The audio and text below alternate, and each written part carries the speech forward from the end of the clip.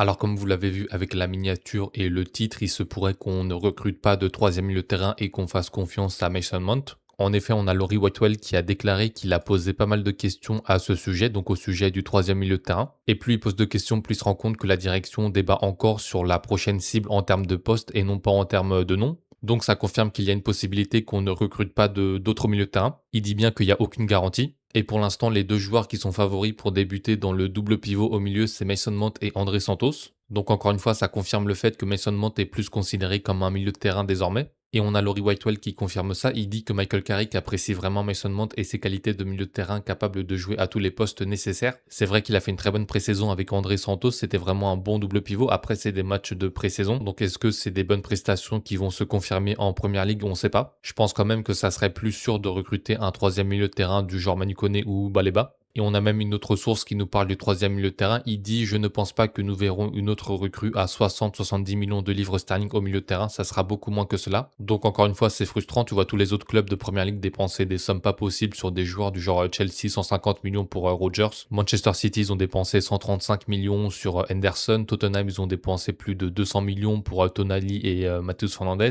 Liverpool, ils vont dépenser plus de 100 millions pour Barcola. On a aussi Arsenal qui va dépenser plus de 80 millions pour Bruno Guimaraes. Et nous, on fait toujours les radins. Ensuite, on en sait un peu plus pour Lewis Hall. Apparemment, il faudrait une offre avoisinant les 60 millions de livres sterling pour mettre à l'épreuve la détermination de Newcastle qui est déterminée à le conserver. C'est une estimation de prix qui est confirmée par Laurie Whitewell. Il dit qu'il n'y a pas de prix qui a été encore fixé, mais il a l'impression qu'on parle d'environ 60 millions de livres sterling. Ensuite, on a aussi appris que Lewis Hall a rejeté l'approche de Chelsea cet été. On sait qu'il avait été formé à Chelsea et qu'il avait été ensuite transféré à Newcastle. Peut-être qu'il a gardé quelques rancœurs du côté de Chelsea. En tout cas, ça fait nos affaires d'autant plus que Lewis Hall serait mécontent à Newcastle. En plus, on a la confirmation que Harry Hamas va bien partir cet été, soit en prêt, soit en transfert définitif. Et on n'a vu aucun joueur à part Luke Shaw et Harry Hamas au poste de latéral gauche en pré-saison, si je me trompe pas. Dorgu, il a évolué uniquement en tant qu'ailier gauche, donc il faudrait vraiment un autre latéral gauche. Et comme alternative à Lewis Hall, on aurait aussi un latéral gauche espagnol du nom de Jorge Salinas. Le joueur possède une clause libératoire de 16 millions d'euros et privilégie un transfert à Barcelone. J'ai regardé quelques clips du joueur, ça a l'air d'être un bon joueur, mais j'espère quand même qu'on va aller sur une cible plus confirmée. D'autant plus que le joueur ne semble pas particulièrement avoir envie de rejoindre le club.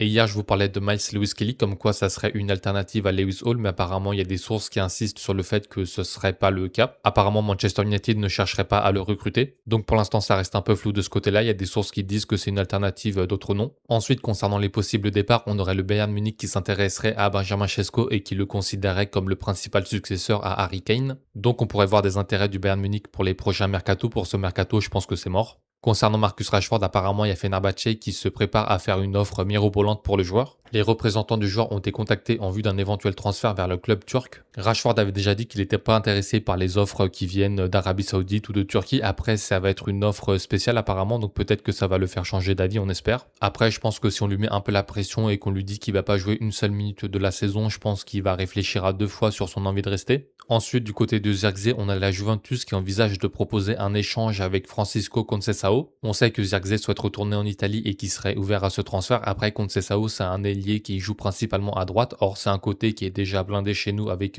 Amad et Bemo. Et puis, j'ai regardé ses stats, c'est pas des stats incroyables. Il doit être à 3 buts et 5 passes décisives en 31 matchs en Serie A, ce qui est vraiment pas fameux. Et sinon, aujourd'hui, on a eu les retours de Bruno Fernandes, Matheus Cunha, Mazraoui et Diogo Dalot. Donc là, il manque juste Lisandro Martinez, Kobe Mainoo et Marcus Rashford et ils devraient rejoindre l'équipe après le match contre le PSG. Donc quand ils reviendront, ils auront une grosse dizaine de jours pour se préparer pour la nouvelle saison. Et concernant les blessures de Lisandro Martinez et de Kobe Mainoo, ils sont tous deux considérés comme aptes malgré de légers problèmes physiques en fin de Coupe du Monde. Donc ça, c'est vraiment une bonne nouvelle, d'autant plus qu'ils auront que 10 jours pour se préparer pour la nouvelle saison. Donc déjà, quand t'es pas blessé, c'est compliqué, mais alors là, s'ils avaient été blessés, ça aurait été vraiment chiant.